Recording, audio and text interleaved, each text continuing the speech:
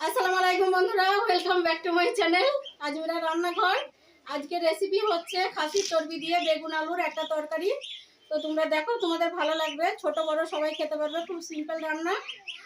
কি মশলা দিচ্ছি, কি প্রসেসে রান্নাটা কমপ্লিট করছি তোমরা দেখো।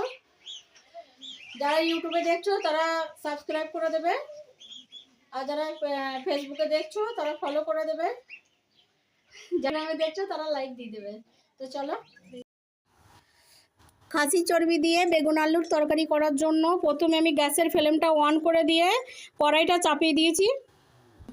কড়াইটা আমার গরম হয়ে গেছে। প্রথমে সরিষার তেল দিয়ে দেবো কড়াইয়ের মধ্যে। খুব অল্প তেলে অল্প মশলাতে আমি রান্নাটা কমপ্লিট করব। দুটো আমি শুকনো লঙ্কা দিয়ে দেবো তেলের মধ্যে।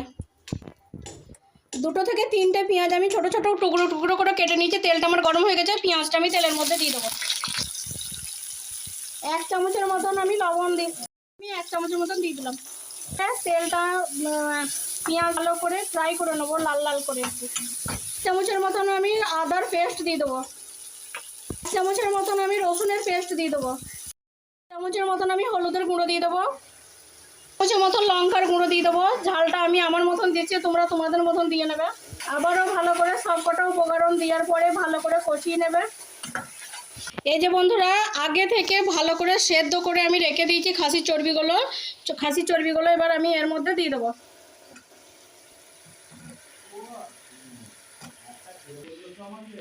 এই যে বন্ধুরা, আলু আর বেগুন ছোট ছোট টুকরো করে কেটে ধুয়ে পানি ঝরিয়ে রেখে দিয়েছি, এর মধ্যে আমি দিয়ে দেবো আলু আর বেগুনগুলো। এবার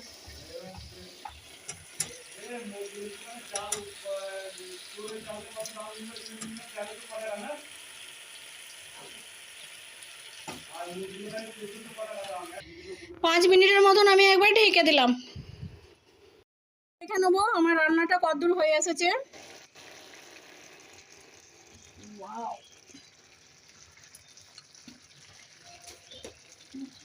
ভাজা জিরের গুঁড়ো দিয়ে দেবো।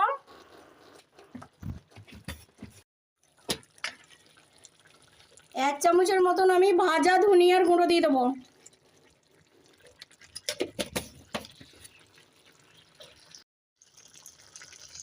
1/2 চামচের মতন আমি গোলমরিচের গুঁড়ো দিয়ে দেবো। 1 চামচের মতন আমি সিক্রেট মশলা এর মধ্যে অ্যাড করে দিলাম। আমি কষিয়ে নেবো ভালো করে, সব কটা উপকরণ দিয়ে ভালো করে কষিয়ে নেবো। যত সুন্দর কষানোটা হবে টেস্টটা কিন্তু ততটাই হবে। 1 চামচের মতন আমি টমেটো কেচাপ তরকারির মধ্যে অ্যাড করলাম, দিয়ে কষিয়ে নেবো।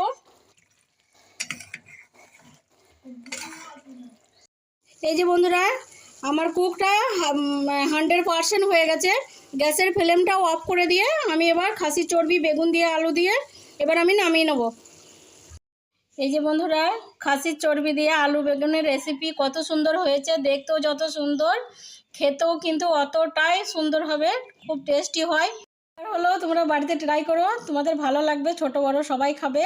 খুব সুন্দর খেতে হয়, খুব টেস্টি হয়। আমি যে মশলাতে অল্প মশলাতে রান্নাটা কমপ্লিট করেছি, একবার হলেও তোমরা ট্রাই করো।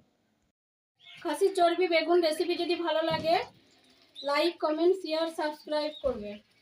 খুব রান্না, ছোট বড় সবাই খাবে। আমি যে প্রসেসে রান্নাটা করেছি একবার হলেও তোমরা বাড়িতে ট্রাই করবে যদি ভালো লাগে।